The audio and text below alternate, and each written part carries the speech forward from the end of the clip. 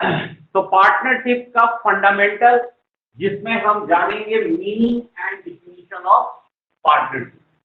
Partnership का मतलब ही हो गया कि जब पार्टनरशिप का मतलब अगर एक तरीके से समझा जाए तो पार्टनरशिप का मतलब हो गया कि partnership is an association of two or more persons। Partnership क्या है? एक एसोसिएशन है, एक संगठन है, एक ऑर्गेनाइजेशन है, किसका?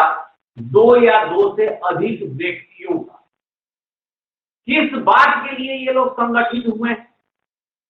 संगठित हुए किस लिए हैं? अगर संगठन है और वहां दो से दो अधिक लोग उस संगठन में शामिल हुए हैं, तो किस बात के लिए शामिल हुए हैं? क्या कोई बैंक रॉबरी करना है? कोई ऐसा काम करना होगा तभी तो वो वहां पर क्या हुए हैं? एसोसिएट हुए हैं। तो कह रहा है कि partnership is an association of two or more person who agree to contribute financial resources. जो क्या करेंगे? फाइनेंशियल रिसोर्सेज को कंट्रीब्यूट करेंगे। फाइनेंशियल रिसोर्सेज में कैपिटल कंट्रीब्यूट करेंगे and share the profit of the business in an agreed ratio. Partnership क्या हो गया? एसोसिएशन हो गया दो या दो से अधिक व्यक्तियों का जो इस बात के लिए एग्री हुए हैं कि वो कैपिटल कंट्रीब्यूट करेंगे और बिजनेस में जो भी प्रॉफिट और लॉस होगा उसे वो शेयर करेंगे, यानी बांटेंगे। शेयर करेंगे यानी बांटेंगे। एग्रीड रेशियो यानी जो उनके बीच तय हुआ, अगर तय हुआ है बराबर बराबर तो बराबर बराबर बांटेंगे। अगर तय हुआ है 2:3 में, मतलब 5 रुपए में 2 रुपया ए लेगा और 3 रुपया बी लेगा। 5 रुपए में 2 रुपया ए लेगा और 3 रुपया, तो इसको बोलेंगे 2:1 के रेशियो में। या फिर जो जितना कैपिटल लगाएगा उसके बराबर, उसके प्रोपोर्शन में वो प्रॉफिट को शेयर करेगा। तो उम्मीद करते हैं आप सब लोग जो हैं 12th में मैट्रिक्स में जरूर रेशियो पढ़े होंगे, रेशियो एंड प्रोपोर्शन चैप्टर पढ़े होंगे। नहीं पढ़े होंगे तो पहले हम ही पढ़ाएंगे यहाँ पे रेशियो एंड प्रोपोर्शन, क्योंकि बिना रेशियो और प्रोपोर्शन के यहाँ पे किसी चीज का डिस्ट्रीब्यूशन होगा ही नहीं। क्योंकि यहाँ पे प्रॉफिट का भी शेयर होना है, कैपिटल का भी शेयर होना है, हर रिसोर्सेज का यहाँ पर क्या होना है? पार्टनर के बीच में शेयर होना है। तो कैसे शेयर करते हैं? तो शेयर के लिए क्या होता है? रेशियो। क्या होता है? रेशियो। तो रेशियो और प्रोपोर्शन चैप्टर आप लोग पढ़े होंगे। नहीं पढ़े होंगे तो हम यहाँ पढ़ाएंगे आपको। फ्रैक्शन का जोड़ घटाव आता है कि नहीं आता है भाई? फ्रैक्शन का एडिशन सब्ट्रैक्शन आता है? आइए, फ्रैक्शन का एडिशन और सब्ट्रैक्शन आता है ना? तो एडिशन और सब्ट्रैक्शन अगर आता है तो वेल एंड गुड, नहीं आता है फिर भी हम यहाँ सिखाएंगे। ठीक है, यहाँ पर हम सिखाएंगे उनको। तो पार्टनरशिप का यहाँ पे हम एक फॉर्मल मीनिंग समझ रहे हैं। ये डिफिनीशन नहीं है, ये मीनिंग है। एक बात का आपको ध्यान होना चाहिए कि मीनिंग और डिफिनीशन दोनों अलग चीजें हैं। ये मीनिंग है कि partnership is an association of two or more person who agree to contribute financial resources and share the profits of business in an agreed rate। अब बात आती है कि सर डिफिनीशन क्या है? तो बच्चे देखो, डिफिनीशन की बात जब भी हम करेंगे तो डिफिनीशन या तो किसी लॉ के अकॉर्डिंग दिया होगा या फिर किसी हमारे विद्वान के द्वारा दिया गया होगा। तो यहाँ पर हमारा पार्टनरशिप जो है ये govern by Indian partnership act 1932 है। क्योंकि पार्टनरशिप बिजनेस के लिए क्या करना होता है कि जो हमारे कॉन्स्टिट्यूशन के अंदर इंडियन पार्टनरशिप एक्ट 1932 बनाया गया है, जो भी पार्टनरशिप बिजनेस करेगा उसके rules and regulation, terms and condition को मानेगा, उसको फॉलो करेगा। तो हमारा पार्टनरशिप क्या कहता है, हमारा एग्रीमेंट क्या कहता है? तो यहाँ पे आते हैं तो partnership is defined by Indian partnership act 1932 section 4, यानी इंडियन पार्टनरशिप एक्ट 1932 के सेक्शन 4 में डिफिनीशन दिया गया है, पार्टनरशिप को डिफाइन किया गया है। क्या डिफाइन किया गया है? तो partnership is the relation between persons who have agreed to share the profits of the business carried on by all or any of them acting for all. तो अब यहाँ पे हमको समझ में आ रहा है कि partnership is the relation between persons who have agreed to share the profits of a business carried on by all or any of them acting for. अब यहाँ पे सारी बातों को हमें समझना पड़ेगा। डिफिनीशन में ही पार्टनरशिप के कैरेक्टरिस्टिक्स है। कैरेक्टरिस्टिक्स समझने के लिए हमें अलग से कैरेक्टरिस्टिक्स को याद करने की जरूरत नहीं है। डिफिनीशन को अच्छे से समझिए, कैरेक्टरिस्टिक्स अपने आप याद हो जाएगा। सबसे पहले क्या करा है कि पार्टनरशिप क्या है? रिलेशन बिटवीन पर्सन, पर्सन्स के बीच का रिलेशन है। यानी इसमें एक व्यक्ति नहीं होगा। पर्सन जब कहा जा रहा है तो ऑब्वियस है कि यहाँ पर 2 और 4 पर्सन होंगे। Yes, partnership is the relation between person. Between person मतलब एक के बीच में तो कुछ नहीं है, 2 के बीच में बात होगी। तो मिनिमम 2 और मैक्सिमम की बात हम बाद में करेंगे, बट 2 और मोर पर्सन के बीच में क्या है? रिलेशन है। किस बात की रिलेशन है भाई? तो agree to share the profit. हाँ, अब ये भी कैरेक्टरिस्टिक्स है कि share the profit of business, यानी बिजनेस का होना चाहिए, किसी और काम का नहीं होना चाहिए। बिजनेस स्टडीज पढ़ा रहे थे तो उसमें बताया था कि 2 दोस्त मिल गए, दोनों 50-50 हजार घर से लेके आए।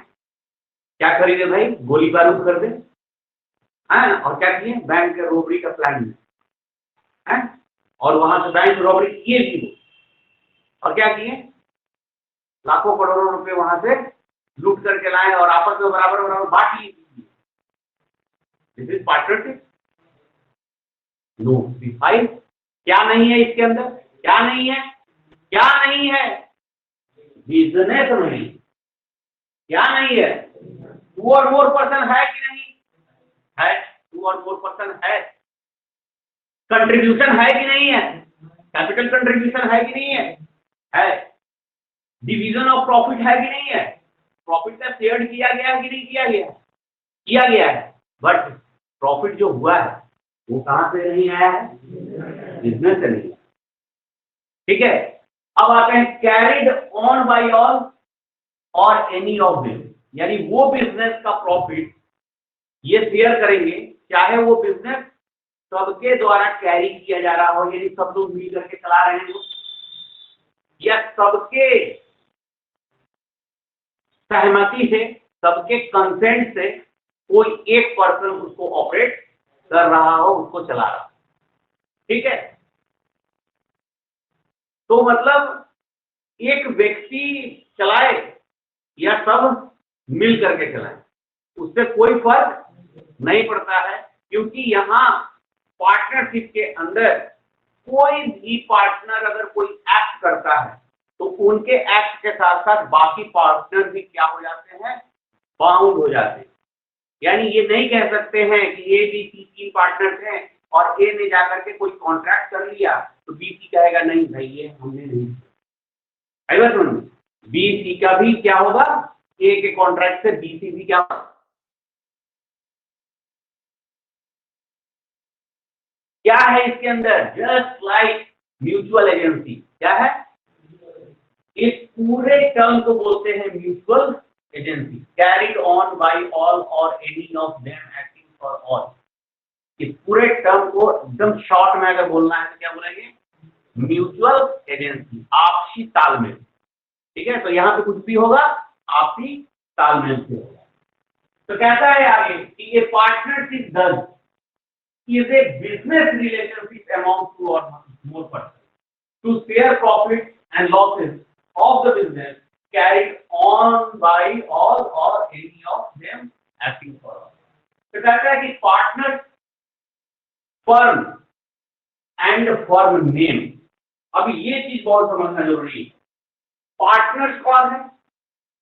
तो जो बिजनेस करेगा, जो बिजनेस करेगा, कैपिटल कंट्रीब्यूट, प्रॉफिट का शेयर, वो क्या कहलाएगा? पार्टनर कहलाएगा। इंडिविजुअली क्या कहलाएगा? इंडिविजुअली क्या कहलाएगा? पार्टनर कहलाएगा। ठीक है। और कलेक्टिव अगर बात करेंगे, सबको मिला करके अगर बात करेंगे तो कलेक्टिवली क्या कहलाएगा? पार्टनरशिप फर्म कहलाएगा। क्या कहलाएगा? और फर्म का एक कोई नाम होना चाहिए। बिना फर्म के, मेरा नाम का कोई पार्टनरशिप फर्म नहीं होगा, चाहे आप राम सोहन एंड कंपनी कुछ भी लिखिए। अब कंपनी लग गया तो कंपनी हो गया क्या? नहीं, कंपनी लग जाने से कंपनी नहीं होता है, क्योंकि जो हमारे बिजनेस के फॉर्म ऑफ ऑर्गेनाइजेशन है, ये किस पे डिपेंड करता है? Number of owner, number of proprietors पे डिपेंड करता है। फर्म का काम एक ही है, या तो वो मैन्युफैक्चरिंग करेगा या फिर खरीद करके बेचेगा। बिजनेस यही है, लेकिन उसका नाम कंपनी हो जाता है, पार्टनरशिप हो जाता है, प्रोप्राइटरशिप हो जाता है। कैसे? ये किस पे डिपेंड करता है? तो ये डिपेंड करता है नंबर ऑफ ओनर पे। नंबर ऑफ, जहां पर सिंगल इंडिविजुअल ओनर है उसे क्या बोलेंगे? प्रोप्राइटर। जहां पर टू और मोर ओनर है, जहां पर 2 और 200 ओनर है, यानी नंबर ऑफ ओनर बदल रहे हैं और फॉर्म का नाम क्या बदल जाएगा? फॉर्म का नाम चेंज हो जाएगा। तो सबसे पहले हम समझेंगे पार्टनरशिप फॉर्म और फॉर्म का नाम। तो कह रहा है कि the person who has entered into a partnership, वो व्यक्ति जो कि पार्टनरशिप में क्या करेगा? इंटर करेगा विथ वन अनदर, दूसरे के साथ। अकेले थोड़ी कुछ करेंगे हम। पार्टनरशिप में किसके साथ इंटर हो रहे हैं? तो हम मिथलेश के साथ इंटर हो रहे हैं। हम पार्टनरशिप में मिथलेश के साथ इंटर हो रहे हैं। हम दोनों जो है हाथ मिला रहे हैं। हम दोनों इंडिविजुअली क्या है? पार्टनर। इंडिविजुअली क्या है? बहुत समझने की चीज है। इंडिविजुअली क्या है? तो कहता है कि the person who has entered into a partnership with one another individually are called partner. ये बहुत इंपॉर्टेंट है। Individually are called. Individually, Mithilesh individually क्या कहलाएगा? हम इंडिविजुअली क्या कहलाएंगे? आप सब इंडिविजुअली क्या कहलाएंगे? बट हम सब कलेक्टिवली क्या कहलाएंगे? तो एंड कलेक्टिवली ए फर्म। अगर हम सबकी बात करेंगे तो वो क्या कहलाएगा? इंडिविजुअली बात करेंगे तो क्या कहलाएगा? पार्टनर। और the name under which the business is carried is called firm. एक नाम जिसके अंदर पूरे फर्म के एक्टिविटीज किए जाएंगे, यानी बिजनेस किया जाएगा, that is firm name. Right? Brilliant commerce story. Again repeat कर दीजिए ना हाँ, सर, इस लाइन को फिर से रिपीट कर दीजिए ना एक बार। कौन बोल रहा है? खुशबू। सर हम साक्षी। अच्छा, साक्षी सिंह बोल रही है।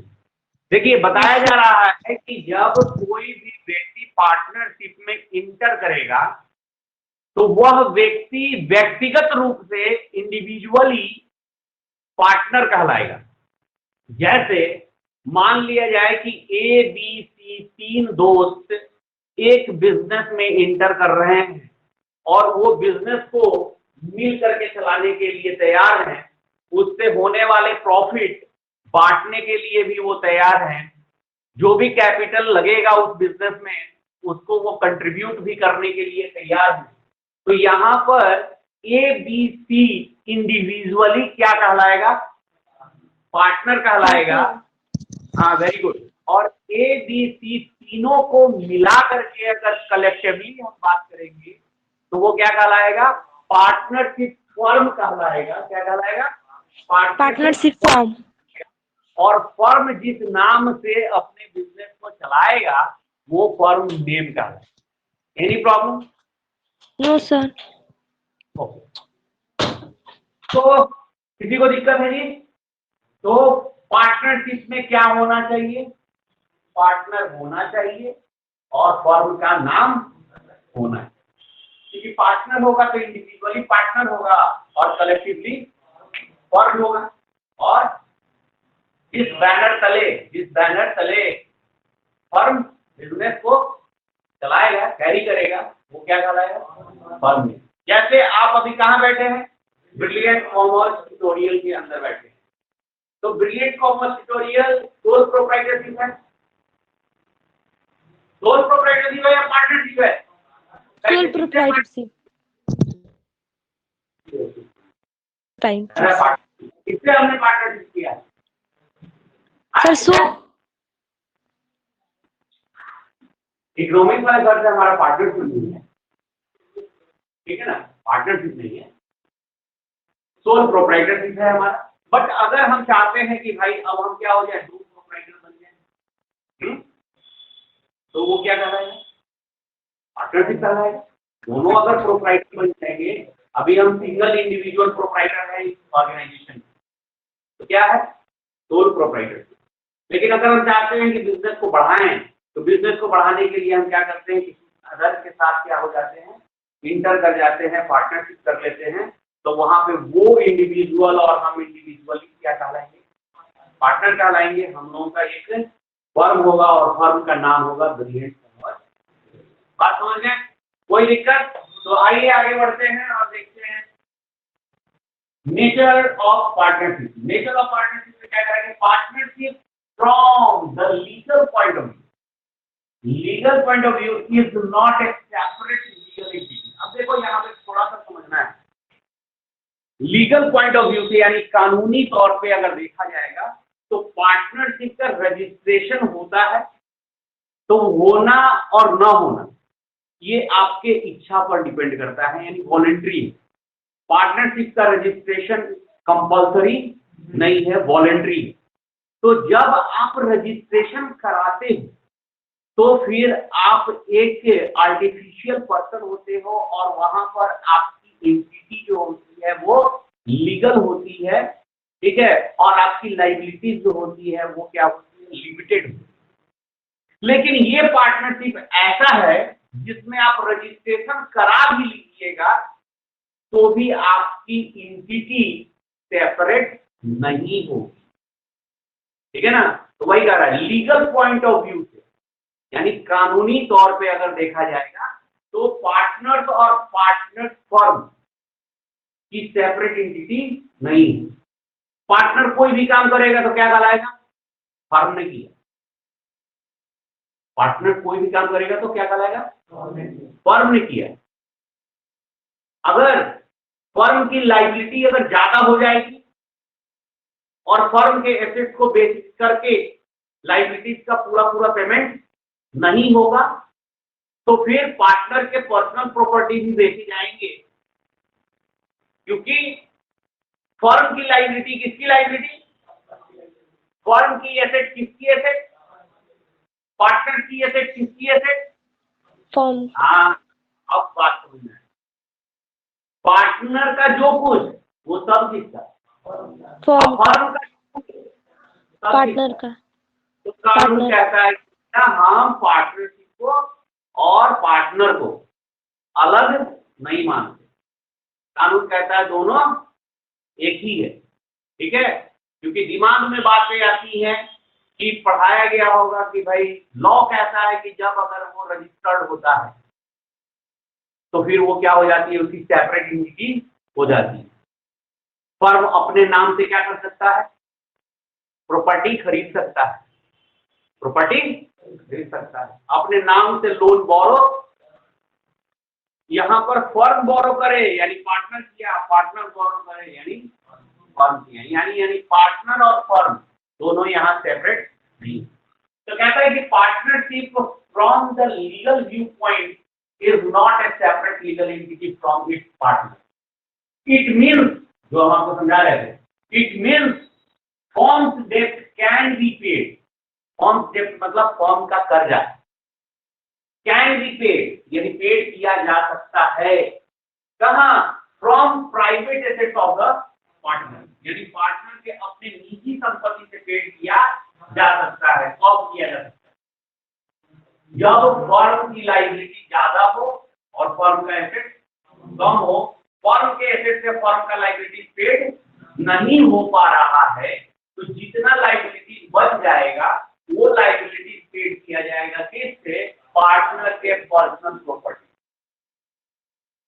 अभी भाषा में नहीं समझे तो आ जाइए अब समझ लीजिए किसमें समझ लीजिए। एग्जाम्पल, मान लिया जाए कि 2010 में एक पार्टनरशिप फर्म हम और मिथिलेश मिलकर शुरू किए थे, हम लोग कैपिटल भी लगाए थे, बिजनेस भी अच्छा चल रहा था, सब कुछ हो रहा था। फिर हमने बीच के समय में बैंक से लोन लिया, लोन लेने के बाद हम बिजनेस को और आगे बढ़ाएं, लेकिन आगे चल करके बिजनेस में किसी कारणवश लॉस होने लगा, तो बैंक का लोन भी हम पे नहीं कर पाए और साथ ही साथ बहुत सारे लोगों से हमने उधार सामान ले लिया, क्रेडिटर वगैरह से, ठीक है, कुछ एम्प्लॉय का सैलरी वगैरह भी बाकी रख दिया आउटस्टैंडिंग, ठीक है। तो ये सब मिला जुला करके फर्म के ऊपर जो है 50 लाख रुपए का कर्जा हो गया, ठीक है, 50 लाख रुपीज का क्या हो गया, डेब्ट हो गया। लेकिन 50 लाख हम जब भी बैंक से लोन लिए होंगे तो कुछ फिक्स तो क्रिएट किए होंगे, क्योंकि जब भी हम पैसा बिजनेस में लगाते हैं तो दो जगह पैसे जाते हैं, एक जाता है फिक्स कैपिटल में और एक जाता है कहाँ, वर्किंग कैपिटल। कहाँ जाता है, एक रखते हैं हम डे टू डे वर्क के लिए, जिससे कि रॉ मटेरियल खरीदेंगे, स्टाफ को पेमेंट देंगे, एटसेट्रा एटसेट्रा, छोटे छोटे खर्चों को डेली एक्सपेंसेस को करेंगे। और बाकी क्या करेंगे भाई इतना बड़ा बिजनेस है तो ऑब्वियस है कि भाई उसमें मशीन खरीदे होंगे, हैं, मशीन होगा, प्लांट होगा, फर्नीचर होगा, एक्सेट्रा एक्सेट्रा। नहीं तो चलो भाई हम सारी प्रॉपर्टी को बेचते हैं, 50 लाख का डेब्ट है और सारी प्रॉपर्टी हम बेच दिए और उससे रिकवरी हुई 30 लाख रुपए। कितनी रिकवरी हुई, सारी प्रॉपर्टी को बेच करके कितने की रिकवरी हुई, तो 30 लाख रुपया तो हमारा सर जाएगा 50 लाख में से, आया ना। लेकिन 20 लाख रुपया जो डेब्ट बच गया, इसके लिए तो हमारे पास कोई एसेट का बचा नहीं, तो क्या करने पड़ेंगे, पार्टनर के अपने पर्सनल प्राइवेट एसेट भी क्या करने होंगे, यूज करने पड़ेंगे। समझ रहे हैं बात को जी। तो उसी चीज को समझा रहे थे यहाँ, कह रहा है कि इट मीन फर्म्स डेब्ट can be paid from private assets of the partner if the firm is not able to pay its liability, यानी फर्म अपने लायबिलिटी को पे करने में असमर्थ है, तो फिर उसे किसके संपत्ति से पेड किया जाएगा, पेड किया जा सकता है पार्टनर के प्राइवेट एसेट। समझ गए बात को। तो कहता है कि partnership is a separate business entity from the accounting point of view. देखिए जी, कह रहा है कि लीगल पॉइंट ऑफ व्यू से ये अलग नहीं, यानी लीगल पॉइंट ऑफ व्यू से, यानी हम अगर सैद्धांतिक बातें कर रहे होंगे, ठीक है, तो भाई वहां पर क्या है, पार्टनर और फर्म दोनों एक है, पार्टनर और फर्म दोनों क्या है। लेकिन जब हम अकाउंटिंग पॉइंट ऑफ व्यू से जाएंगे, हिसाब किताब के व्यू से जाएंगे, तो वहां पर क्या होगा, सेपरेट बिजनेस एंटिटी।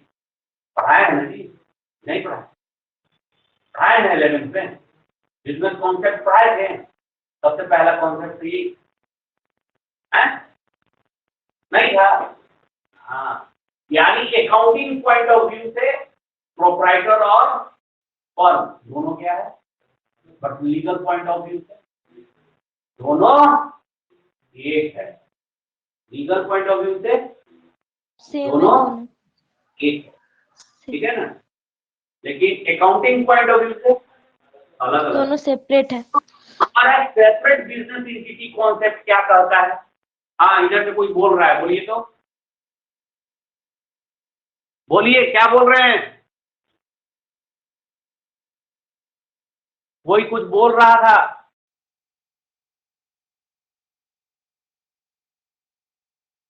हेलो, आवाज मिल रही है। Yes sir. अभी कोई कुछ पूछ रहा था? No sir. चलिए कोई बात नहीं। तो अब आते हैं सेपरेट बिजनेस एंटिटी क्या है। तो सेपरेट बिजनेस एंटिटी अभी यहाँ पे कह रहा है क्या जी कि नो सेपरेट एंटिटी, पार्टनर का फर्म से कोई अलग एंटिटी नहीं। लेकिन यहाँ कह रहा है अकाउंटिंग पॉइंट ऑफ व्यू से अलग है। यानी अकाउंटिंग पॉइंट ऑफ व्यू से का मतलब हो गया कि जब आप लोग पढ़ रहे थे 11th में, जब कॉन्सेप्ट आपको पढ़ा रहे थे, हाँ, तो उसमें सेपरेट एंटिटी कॉन्सेप्ट, और सेपरेट एंटिटी कॉन्सेप्ट ये था कि भाई बिजनेस में बिजनेस के ट्रांजैक्शन रिकॉर्ड होने चाहिए, प्रोप्राइटर के पर्सनल ट्रांजैक्शन बिजनेस में रिकॉर्ड। तो रिकॉर्डिंग करते समय में, अकाउंटिंग करते समय में हम इस बात का ध्यान रखेंगे कि फर्म में केवल फर्म के ट्रांजैक्शन ही रिकॉर्ड किए जाएंगे, प्रोप्राइटर के personal transaction record. Proprietor personal asset खरीदेगा तो क्या बिजनेस में रिकॉर्ड होगा? नहीं होगा। लेकिन उसका जो भी एसेट है वो बिजनेस का माना जाएगा।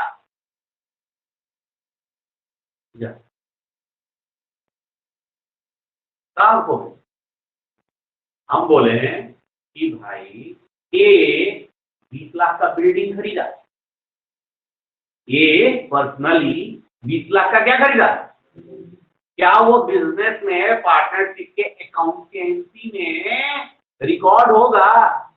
No sir. नहीं होगा। लेकिन क्या उसका एसेट पार्टनरशिप फर्म का एसेट माना जाएगा? No sir. एक्ट माना जाएगा। यस सर, सर माना कैसे? जाएगा। लीगल पॉइंट ऑफ व्यू से अलग नहीं है, अकाउंटिंग पॉइंट ऑफ व्यू से अलग है। अकाउंटिंग पॉइंट ऑफ व्यू से अलग है। अकाउंटिंग पॉइंट ऑफ व्यू कहता है कि भाई जो बिजनेस का ट्रांजैक्शन है वही बिजनेस में रिकॉर्ड होगा, पर्सनल ट्रांजैक्शन रिकॉर्ड नहीं होगा। लेकिन यहाँ इसका लीगल पॉइंट ऑफ व्यू कहता है क्या कि भाई पार्टनर और फर्म अलग अलग नहीं है। जब अलग अलग नहीं है तो फर्म का जो है वो किसका है, और पार्टनर का जो है वो किसका है? आ गई बात समझ गए? तो यहाँ पर लीगल पॉइंट ऑफ व्यू में क्या है? Not a separate legal entity, not a separate legal entity. But यहाँ अकाउंटिंग पॉइंट ऑफ व्यू से क्या है? Separate legal entity, separate entity. समझ गया बात को? कोई दिक्कत होगी तो बोलिए।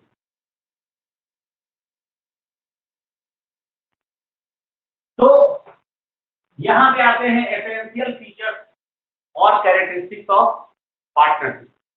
पार्टनरशिप के एसेंशियल समझ गए ना?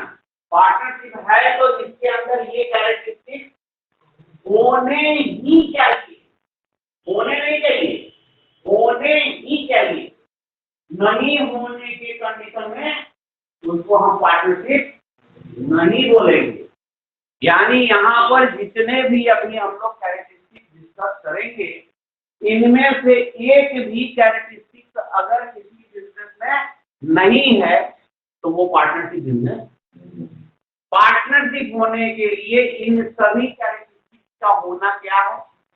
Compulsory, right? आइए देखते हैं पहला क्या है। कहता है कि the essential characteristics of partnership are, पहला है 2 और मोर पर्सन। यानी कहने का मतलब पार्टनरशिप के लिए कम से कम 2 या 2 से अधिक लोग होने चाहिए, 2 या 2 से अधिक पर्सन होने चाहिए। यानी 2 तो होने ही चाहिए, 1 नहीं होना चाहिए, क्योंकि 1 होगा तो वो प्रोप्राइटरशिप। इसलिए पार्टनरशिप के लिए यह जरूरी है, यह एसेंशियल है कि भाई अगर पार्टनरशिप करना है तो उसमें मेंबर कम से कम कितने हो। आप मैक्सिमम करो या ना करो, लेकिन मिनिमम तो आपको 2 करना ही पड़ेगा। समझ गए बात को? तो कह रहा है कि देयर मस्ट बी, अपने आप यहाँ अंग्रेजी पढ़ते होंगे, एंड मस्ट बी लगा हुआ है। मस्ट बी का मतलब आप समझ रहे हैं, इसके बिना नहीं होगा।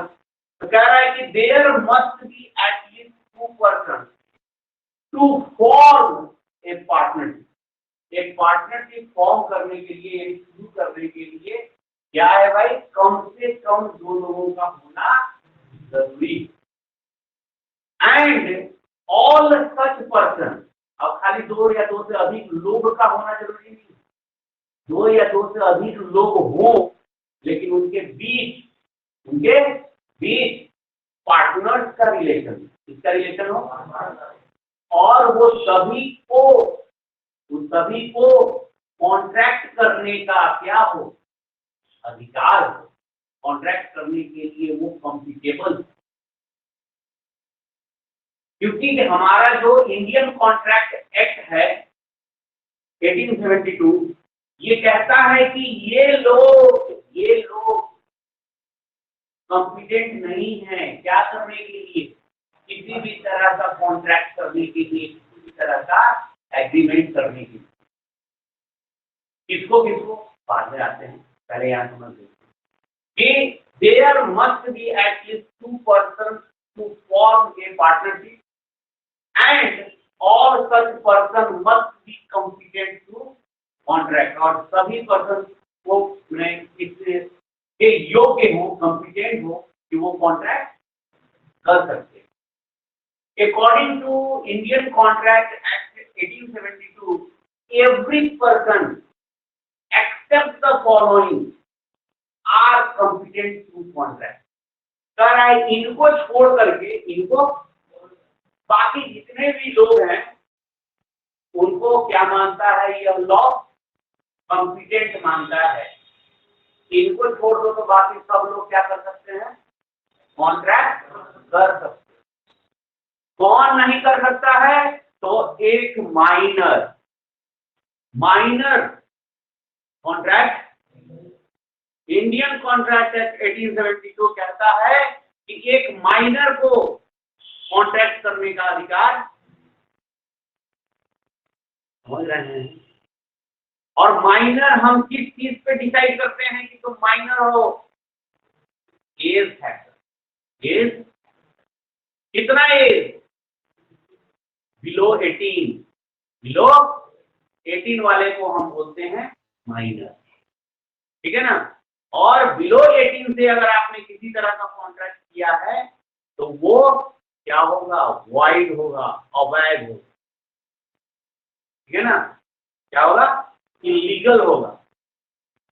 तो यहां कह रहा है कि ये इन लोगों को छोड़ दिया जाए, यानी माइनर को छोड़ दिया जाए। अनसाउंड माइंड, ठीक है ना, अनसाउंड माइंड यानी पगला, ठीक है। कोई पागल व्यक्ति अगर है तो उसे यह कॉन्ट्रैक्ट एक्ट कहता है कि इसके पास कॉन्ट्रैक्ट करने की क्षमता नहीं है, अधिकार नहीं। साथ ही साथ पर्सन डिस्क्वालिफाइड बाय लॉ, एक व्यक्ति जो माइनर भी नहीं है, पागल भी नहीं है, लेकिन उसको लॉ कहता है कि भाई क्रिमिनल है, क्या है, क्रिमिनल है। ये क्या है, देशद्रोही है। ये क्या है, इंसॉल्वेंट है यानी दिवालिया है, कंगाल है, बैंकरप्ट है। ऐसे पर्सन जिसको लॉ ने ही क्या कर दिया है, लॉ ने ही डिस्क्वालीफाई कर दिया है, तो ऐसा व्यक्ति पार्टनरशिप में कॉन्ट्रैक्ट यानी पार्टनरशिप में इंटर नहीं कर सकता है। आगे बात समझिए, किसी को प्रॉब्लम? तो आइए मिनिमम के बारे में तो आप समझ गए, मिनिमम के बारे में कि मिनिमम कितने पार्टनर होने चाहिए, 2 पार्टनर। अब रही बात किसकी, मैक्सिमम नंबर ऑफ पर्सन। तो पार्टनरशिप एक्ट 1932 में मैक्सिमम नंबर ऑफ पर्सन को लेकर के किसी तरह का कोई प्रोविजन नहीं, लेकिन कंपनीज एक्ट 2014 के मिसलेनियस में इस बात को डिफाइन किया गया है कि अगर किसी फर्म के अंदर, किसी बिजनेस ऑर्गेनाइजेशन के अंदर मिनिमम 2 और मैक्सिमम अगर 50 है तो वो पार्टनरशिप। पार्टनरशिप में मैक्सिमम के बारे में कुछ डिस्कशन, कहाँ डिस्कशन है, कंपनीज एक्ट में। हाँ, कंपनीज एक्ट में मिनिमम का है इंडियन पार्टनरशिप एक्ट, लेकिन मैक्सिमम के लिए कोई प्रोविजन नहीं है। मैक्सिमम का प्रोविजन कहां से लिया गया है, कंपनीज एक्ट से लिया गया। कहां से? तो यहाँ पर उसी के बारे में कुछ चर्चा किया जा रहा है कि maximum number of partner. The companies act 2013 section 454 empowers the central government to prescribe number of partners in a firm subject to a maximum of 100 partners। यहाँ पे पहले कहा कि भाई कंपनीज एक्ट 2013 के सेक्शन 464 में ये सेंट्रल गवर्नमेंट को कहा गया कि भाई आप क्या कर दो, पार्टनरशिप में मेंबर्स की संख्या कितनी कर दो, 100 कर दो। The central government has prescribed maximum number of partners in a firm to be 50। लेकिन कहा गया कि 100 कर दो, लेकिन उसने कितना किया? तो rule 10 of the companies miscellaneous rule 2014 13 में ये कहा कि भाई 100 कर दो, लेकिन 13 में गवर्नमेंट ने नहीं किया। कब किया? 14 में। और कितना किया? तो thus in effect a partnership firm cannot have more than 50 partners। Any problem? तो आपसे एग्जाम में जो क्वेश्चन पूछा जाता है वो पूछा जाता है कि in partnership minimum number of partner is and the maximum number of partner is. हो गया ऑब्जेक्टिव सॉल्व। अब 2 हो या 2 से अधिक पर्सन हो, 2 हो या 2 से अधिक पर्सन हो और अधिक कितने तक? तो ये 2 है या 2 से अधिक 50 पर्सन, इन सभी के बीच क्या होना चाहिए? एग्रीमेंट होना चाहिए। क्या होना चाहिए? एग्रीमेंट होना चाहिए। क्योंकि जब तक इनके बीच एग्रीमेंट नहीं होगा, क्योंकि हम बता रहे हैं एसेंशियल फीचर का मतलब इनमें किसी भी एक फीचर के नहीं होने पे वो पार्टनरशिप नहीं माना जाएगा। सारे एसेंशियल फीचर्स अगर उसके अंदर हैं तो वो क्या है? तो दूसरा एसेंशियल फीचर क्या है कि एग्रीमेंट पार्टनर्स के बिटवीन होना चाहिए। तो लिखा जा रहा है कि partnership comes into existence by an agreement. अस्तित्व में कब आएगा? अस्तित्व में पार्टनरशिप कब आएगा? जब पार्टनर्स के बीच क्या होगा? एग्रीमेंट हो, either written or oral. Agreement होगा। अब एग्रीमेंट रिटन भी हो सकता है और ओरल भी हो सकता है। एग्रीमेंट होना चाहिए। हम लाभ बराबर बराबर बांटेंगे। सर ओरल एग्रीमेंट का कैसे हमारे पास प्रूफ रहेगा? वो तुम कर भी सकता है ना अपने पास। कोई प्रूफ नहीं। झगड़ा होगा तो मार होगा दूसरा बच्चे। इसी से तो बचना है। तो अभी आगे कहानी आगे आगे भाई एग्रीमेंट भी हो सकता है और एग्रीमेंट हो सकता है, बट ओरल एविडेंस नहीं है, कोई प्रमाण नहीं है। तो ऐसे कंडीशन में पार्टनर्स के बीच कोई डिस्प्यूट ना हो, कोई विवाद ना हो, कोई मतभेद ना हो, कोई झगड़ा ना हो, इससे बचने के लिए क्या करना चाहिए? रिटन एग्रीमेंट कर लेना चाहिए। यानी मुंह पे ताला ही लगा लो।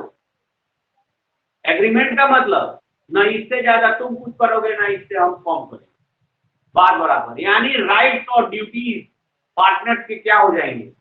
रिटेन हो जाएंगे। राइट्स और ड्यूटीज पार्टनर्स के क्या हो जाएंगे? रिटेन हो जाएंगे। तो वो एग्रीमेंट रिटेन एग्रीमेंट का रहेगा और ओरल का कोई एविडेंस ही नहीं। लास्ट में ऐसे बिजनेस को बंद ही होना पड़ता है। लास्ट में ऐसे बिजनेस को क्या होना होता है? बंद ही होना पड़ता है जहां ओरल एग्रीमेंट चलता है। अब बताइए ना, हम और वो 10 साल पहले बिजनेस शुरू किए थे, हम 1 लाख रुपए लगाए थे, वो 1 लाख रुपए लगाए थे, बिजनेस खूब अच्छा चला। 10 साल के बाद वो कह रहा है कोई चीज हम तो 5 लाख लगाए। क्या एविडेंस है भाई? क्या एविडेंस है? No evidence. Sir by chance हम पार्टनरशिप कर रहे हैं और मेरा जो पार्टनर है उसका डेथ हो जा रहा है और हमारा जो बिजनेस है लॉस में जा रहा है, तो फिर हम क्या करेंगे? उसको क्या करेंगे? लॉस के केसेस में तो आप एवरी ईयर लॉस बांट रहे थे ना जी। तो सर उसका डेथ हो जा रहा है ना, सडनली उसका डेथ हो जा रहा है। सडनली नहीं ना हो जाएगा, डेथ के पहले तो पार्टनर था ना वो। Yes sir. डेथ के पहले पार्टनर था तो जस्ट पिछला प्रीवियस ईयर तो आप अकाउंटिंग क्लोज किए होंगे ना, अकाउंटिंग क्लोज होंगे तो लॉस बांटे होंगे ना। Yes sir. तो लॉस बांटे होंगे तो धीरे धीरे बिजनेस का कैपिटल कम हो रहा होगा कि नहीं हो रहा? Yes sir. तो कम हो रहा होगा तो लास्ट में क्या कीजिएगा, बिजनेस को वाइंड अप कर दीजिएगा, बिजनेस को क्या कीजिएगा, डिसॉल्व कर दीजिएगा। और बिजनेस को डिसॉल्व कीजिएगा तो क्या होगा, सारे एसेट्स बेच दिए जाएंगे और लायबिलिटी को क्या किया जाएगा, पे कर दिया जाएगा। लायबिलिटी को क्या कर दिया जाएगा, पे कर दिया जाएगा। जितना लायबिलिटी पे हुआ, तो अगर पूरी लायबिलिटी आप पे कर रहे हैं तब तो आप वॉलेंटरी लिक्विडेशन में चले जाइएगा। और अगर मान लेते हैं डेट ज्यादा है और एसेट कब है, तब आपको जाना पड़ेगा इंसॉल्वेंसी एक्ट के थ्रू। तब आपको कोर्ट में क्या करना पड़ेगा, पेटिशन दायर करना पड़ेगा, पेटिशन फाइल करना पड़ेगा कि भाई हम अपने फॉर्म को क्या कराना चाहते हैं, इंसॉल्वेंट डिक्लेयर कराना चाहते हैं। अब हम हमारे फंड से नहीं चलेगा, अब कोर्ट के, कोर्ट क्या करेगा, हमारी सारी प्रॉपर्टी अपने हैंड ले लेगी और हमारे जितने लायबिलिटीज भी हैं उनकी रिस्पॉन्सिबिलिटी वो ले लेगा। सर तो वो सारी जो भी लायबिलिटी होगी वो हमारी ही बस प्रॉपर्टी से जाएगी, उसकी भी तो प्रॉपर्टी से जाना चाहिए ना। हाँ, उसकी प्रॉपर्टी से भी जाएगी, पहले बिजनेस की प्रॉपर्टी से जाएगी, फिर उसके भी प्रॉपर्टी से जाएगी। Yes sir. मर गया तो क्या हो गया, मर गया तो प्रॉपर्टी उसी का ना। Yes sir. मर गया तो उससे क्या हो गया, प्रॉपर्टी तो उसी का है। इसीलिए ना लोग होशियार लोग जो है अपने वाइफ के नाम से खरीदता है, अपने नाम से नहीं खरीदता है कि हमारे साथ क्या बैठे, सारा संपत्ति किसके नाम पे है, वाइफ के नाम पे। वाइफ की संपत्ति वाइफ की है। सर अगर उसके नाम से, सर तो अगर उसके नाम से कर्ज हो, अगर उसके वाइफ के नाम से उसका सारा प्रॉपर्टी हो, तो कर्ज उसके वाइफ के प्रॉपर्टी से नहीं लिया जा सकता है? नहीं लिया जा सकता है, नहीं लिया जा सकता है। Yes sir. ठीक है ना। Yes sir. हाँ, वाइफ की प्रॉपर्टी से नहीं लिया जा सकता। वाइफ अगर खुद अर्निंग हैंड है, खुद अगर वो कमाती है, ठीक है, और उसके पास अगर गहना वगैरह भी है, लेकिन गहना वगैरह उसको उसके मायके से मिला हुआ है, ठीक है ना, उसके पास पैसा भी है, बैंक बैलेंस भी है, लेकिन उसके फादर दिए हुए हैं, या कोई भी प्रॉपर्टी उसको उसके मायके से मिला हुआ है, तो वो प्रॉपर्टी यूज नहीं किया जाएगा हस्बैंड के डेब्ट को क्लियर करने। ये हम नहीं बोल रहे हैं, ये हमारा इंडियन इंसॉल्वेंसी एक्ट बोल रहा है, कानून बोल रहा है कि नहीं, वाइफ की प्रॉपर्टी यूज नहीं की जाएगी। हाँ, लेकिन वाइफ क्या है, इसके हस्बैंड के पैसा, किसके पैसा से, अपने कमाती भी नहीं है। शादी हुआ था तो 5 भर गहना लेके आई, लेकिन आज 50 भर गहना है, तो मायके से जो मिला है उसको छोड़ करके बाकी सारे प्रॉपर्टी उसके यूज किए जाएंगे, क्योंकि दैट प्रॉपर्टी। सर मान लीजिए कि अगर उसको मतलब मायके से कुछ नहीं मिला और ससुराल में उसको मिला, अगर उसके नाम से उसका प्रॉपर्टी है, तो फिर उसका क्या होगा, उसका भी उसमें जाएगा ना? नाम से प्रॉपर्टी है तो वहां पर देखना पड़ेगा कि ये प्रॉपर्टी तो है आउट ऑफ हस्बैंड मनी है या नहीं है। आउट ऑफ हस्बैंड मनी है तो that property can be use. लेकिन अगर वो प्रॉपर्टी उसने खुद से अर्न किया है, यानी अगर वो काम करती है और उसने खुद से अपने पैसे से उससे प्रॉपर्टी किया है, ठीक है ना, जिसको हम लोग बोलते हैं स्त्री धन, तो अगर स्त्री धन है तो वो प्रॉपर्टी यूज नहीं हो। ठीक है। अभी आपके पास जो अभी आप पार्टनरशिप जो पढ़ रहे हैं, पार्टनरशिप में डिसोल्यूशन 1 है केवल, ये जो आप सारी बातें हो रही है ये है हमारे डिसोल्यूशन 2 का पार्ट, इंसॉल्वेंसी का। तो बात आपकी सही है कि कौन सा प्रॉपर्टी यूज किया जाएगा और प्रॉपर्टी नहीं यूज किया जाएगा, ऑर्नामेंट नहीं यूज किया जाएगा, कोई भी प्रॉपर्टी यूज नहीं किया जाएगा। लेकिन वो प्रॉपर्टी यदि आउट ऑफ हस्बैंड मनी है, यानी हस्बैंड के पैसा से ही खरीदा हुआ है, चाहे भले ही उसके नाम से है तो क्या है, that property can be use, ठीक है ना, दैट प्रॉपर्टी कैन बी। तो यहाँ कहता है कि partnership comes into existence by an agreement either written or oral. It is the basis of relationship among partner. ये एग्रीमेंट क्या है, ये एग्रीमेंट क्या है, basis of relation of partnership. Partner के बीच में जो रिलेशन है, रिलेशन किस बात का, यहाँ पे आप कौन सा रिलेशन निकालने आए थे, भाईचारा निकालने आए थे, क्या करने आए थे, बिजनेस करने आए थे। कुछ पैसा आप देंगे, कुछ पैसा हम देंगे, कुछ समय आप दीजिएगा, कुछ समय हम देंगे, हैं, दोनों मिलके बराबर बराबर समय देंगे, या तुम ज्यादा दोगे हम कम देंगे, लाभ होगा बांटेंगे। इसी रिलेशन को निभाने ना यहाँ आए हुए हैं पार्टनरशिप बिजनेस में। तो कह रहा है कि this is the basis of relationship among partner which may be for a particular venture. Particular venture मतलब किसी विशेष व्यवसाय के लिए हो सकता है, फॉर ए पीरियड और एट विल, कुछ समय के लिए या अपनी इच्छा से हो सकता है कि हम पार्टनरशिप कितने साल के लिए कर रहे हैं, 10 साल के लिए कर रहे हैं। हम पार्टनरशिप किसके लिए कर रहे हैं, कपड़े के बिजनेस के लिए कर रहे हैं। बाद में हमको दवा का बिजनेस करना होगा तो हम जाकर के साइड, नहीं समझे। अरे अभी हम आपसे एक पर्टिकुलर वेंचर के लिए पार्टनरशिप कर रहे हैं, पूरे जीवन भर के लिए थोड़ी पार्टनरशिप कर रहे हैं।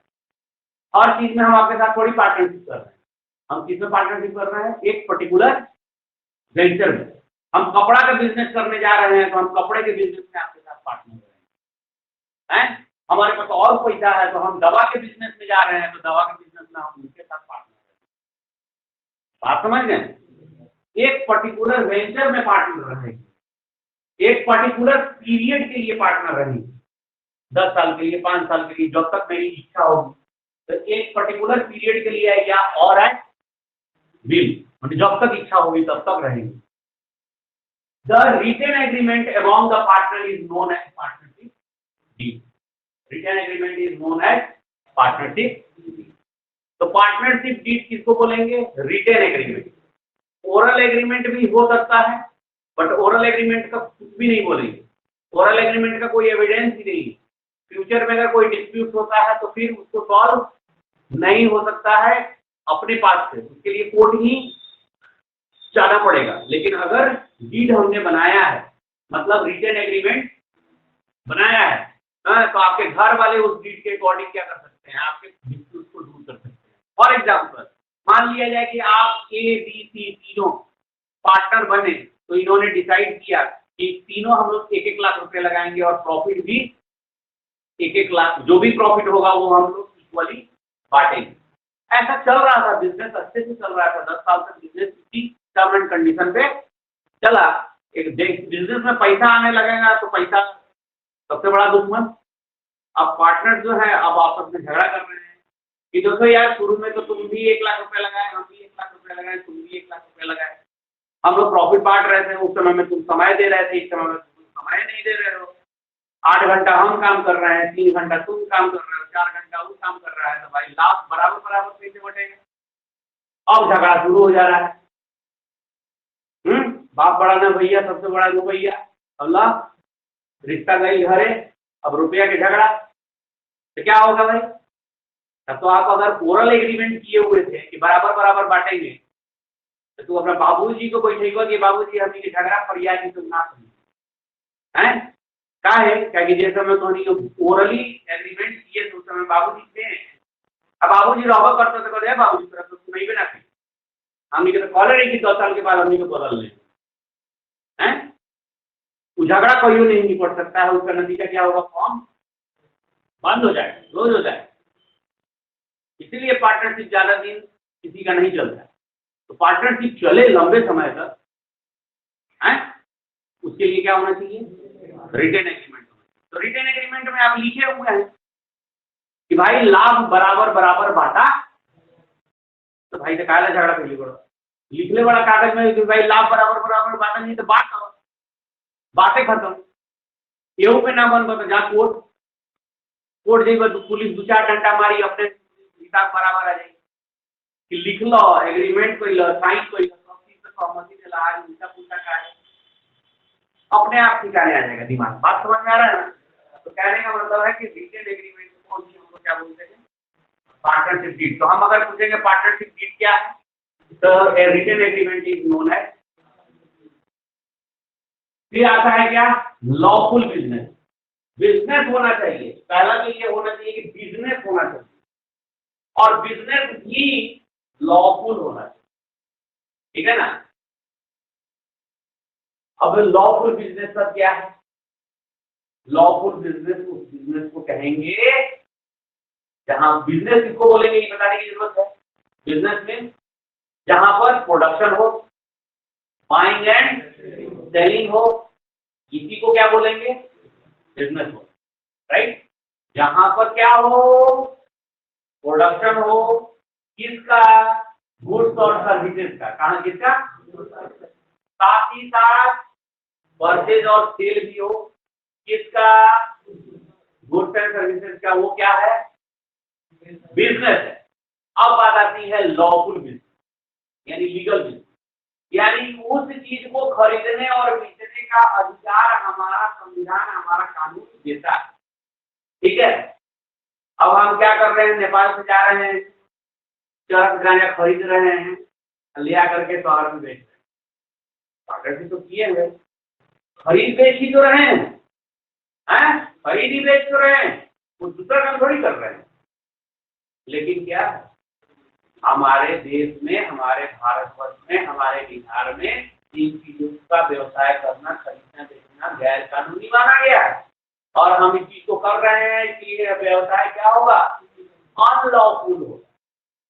तो इस बिजनेस को हम लॉफुल बिजनेस आगे बढ़ते हैं। बिहार है, बिहार में शराबबंदी है, अब ऐसे कंडीशन में अगर कोई 2 दोस्त, 4 दोस्त, 5 दोस्त मिल करके ट्रक से जा रहे हैं, यूपी से लेके आ रहे हैं, खरीद के ला रहे हैं, प्लाट को ला रहे हैं, कैपिटल तो लगाए नहीं होंगे, यूपी से खरीदे हुए तो वहां पेमेंट किए होंगे ना जी, फिर खरीद करके ला भी रहे हैं, यहाँ पे बेच भी रहे हैं, प्रॉफिट भी कमा रहे हैं, अब प्रॉफिट को आपस में। लेकिन हमारे बिहार में तो शराबबंदी है, शराब बेचना गैर कानूनी। हाँ, दूसरे शहर में बेचना, दूसरे राज्य में बेचना वो लीगल है। हमारे यहाँ क्या है, हमारे यहाँ अनलॉफुल। इसलिए बिजनेस होना चाहिए, और बिजनेस भी कैसा होना चाहिए। तो आइए, ए partnership is established for a lawful business. Profit sharing अभी अभी डिफिनेशन में बताए थे, प्रॉफिट शेयरिंग। तो प्रॉफिट का क्या होना चाहिए, पार्टनर्स के बीच शेयर्ड होना चाहिए, और शेयर्ड उनके बीच जो एग्रीड रेशियो है, जो उनके बीच एग्रीमेंट हुआ है, उस रेशियो में होना चाहिए। तो यहाँ लिखा जा रहा है कि द एग्रीमेंट बिटवीन या among the partners must be to share profits and losses of the business. It is not essential that all the partner must have share losses. Profit सब लोग बांटेंगे, लेकिन ये जरूरी नहीं है कि सब लोग लॉस में बांटे। तो जनरली क्या है कि जो प्रॉफिट बांटेंगे वो लॉस भी बांटेंगे, लेकिन अगर पार्टनर्स में डिसाइड हो जाता है कि नहीं नहीं आप केवल प्रॉफिट में शेयर लेंगे, लॉस में आपको कंट्रीब्यूट करने की जरूरत नहीं, ये कंडीशनल है। बट अगर प्रॉफिट शेयर करेंगे लॉस भी, कुछ भी करेंगे एग्रीमेंट में लिखा होना चाहिए, कुछ भी करेंगे एग्रीमेंट में। Business carried on by all or any of them, acting for all. So business of the partnership can be carried on by all the partners or by any of them acting for all the partners. कह रहा है कि business को सभी partner मिलकर के carry कर सकते हैं, या उन सभी लोगों के सहमति से कोई एक ही बिजनेस को कैरी कर सकता है। So in other words, partners are agent as well as the principal. Partners जो होते हैं, जो भी पार्टनर्स होते हैं, वो एजेंट भी होते हैं और वो प्रिंसिपल भी होते हैं। अब एजेंट कब होते हैं, प्रिंसिपल कब होते हैं, ठीक है। तो मान लिया जाए कि ए बी सी 3 पार्टनर है, ठीक है। अब ये ए बी सी तीनों चले गए दिल्ली किसी कॉन्ट्रैक्ट को करने, तो तीनों यहाँ पे क्या है, तीनों यहाँ पे प्रिंसिपल है, तीनों यहाँ पे प्रिंसिपल। लेकिन एक सिचुएशन ऐसा समझो कि दिल्ली जाना था कॉन्ट्रैक्ट करने, ए बी ने कहा कि यार तीनों जाकर के बेमतलब का व्यवसाय का खर्चा बढ़ाएंगे, सी तुम जाओ और एग्रीमेंट करके आओ। तो यहाँ पर सी कौन है? अभी जा करके इन दोनों का, ए और बी का वो रिप्रेजेंटेटिव बन के जा रहा है, प्रिंसिपल ए और बी का रिप्रेजेंटेटिव बन के जा रहा है सी। तो सी प्रिंसिपल भी तो है, सी मालिक भी तो है, और ए बी का अभी क्या बन के जा रहा है? एजेंट। तो कोई भी पार्टनर क्या है? एजेंट है एज वेल एज, यानी पार्टनर्स के बीच क्या रिलेशन होता है? एजेंट प्रिंसिपल का रिलेशन। तो as an agent he represented other partner. अभी बोले ना कि एज ए रिप्रेजेंट, हम बोले ना कि ए बी किसको भेज दिया? सी को। तो सी जाकर के किसको रिप्रेजेंट कर रहा है? A B. सी कहेगा वहां पे, सी क्या कहेगा कि भाई हम अमित जी नहीं आए हैं, मिथिलेश जी नहीं आए हैं, हम चंदन जी आए हैं, हाँ हम तीनों क्या हैं? हम तीनों क्या है? पार्टनर ही हैं। हम तीनों क्या है? पार्टनर ही हैं। हम उनको रिप्रेजेंट कर रहे हैं, यानी उन्होंने मुझे ही भेजा है। आई बात समझ? क्योंकि हम अलग नहीं है, क्योंकि पार्टनरशिप में यही कहा गया है कि business carried on by all or any of them acting for all. सब लोग भी कर सकते हैं, और सब लोग चाहे तो किसी के सब लोग के सहमति से कोई एक भी कर सकता है। समझ में आ रहा है? तो यहाँ कह रहा है कि as an agent he represents other partner and thereby bind them to his act. और वो क्या करेगा? वो सी जाकर के जो भी एग्रीमेंट करके आएगा उससे वो ए और बी को भी क्या करेगा? बाइंड करेगा, यानी बांधेगा। बांधेगा का मतलब सी अगर कोई चीज वहां पे कह के आया है, कोई भी एग्रीमेंट करके आया है, वो ए बी को भी क्या करना पड़ेगा? मानना पड़ेगा। बाइंड करने का मतलब मानना पड़ेगा। तो as a principal he is bound by the act of other party. As a principal होने के कारण वो क्या करेगा? अब वो जा रहा है दिल्ली, समझो वो है कहाँ? वो दिल्ली में जो भी एक्ट करेगा उससे ए बी यहाँ पे क्या होंगे? बाउंड होंगे। यानी सी का एग्रीमेंट भी ए बी पे क्या होगा? लागू होगा। यहाँ ए बी कोई करके हाथ से के थोड़े होगा, वो भी तो कुछ कर रहा होगा। तो ए बी यहाँ करेगा तो वो सी को क्या करेगा? बाउंड करेगा। समझ गए? तो सब पार्टनर अपने एक्ट से दूसरे पार्टनर को क्या करते हैं? बाउंड करते हैं। ठीक है, ओके। तो आएंगे हम लोग कल के क्लास में। आज हम लोग एसेंशियल पढ़ लिए। कल के क्लास में हम लोग राइट्स ऑफ पार्टनर्स पढ़ेंगे, और राइट्स ऑफ पार्टनर्स पे डिस्कशन चलेगा। तब तक के लिए आज इतना पढ़ाए हैं, आप लोग इसको क्या कर लेंगे? जल्दी से रिवाइज करके आएंगे, घर से पढ़ करके आएंगे। Okay, any problem? ऑनलाइन में जो लोग भी हैं, किसी को कोई प्रॉब्लम? No sir. तो कल हम लोग पढ़ेंगे राइट्स ऑफ पार्टनर्स। तब तक के लिए जो दो चीजें पढ़ाई गई हैं उनको आप रिवीजन करेंगे। Okay, bye.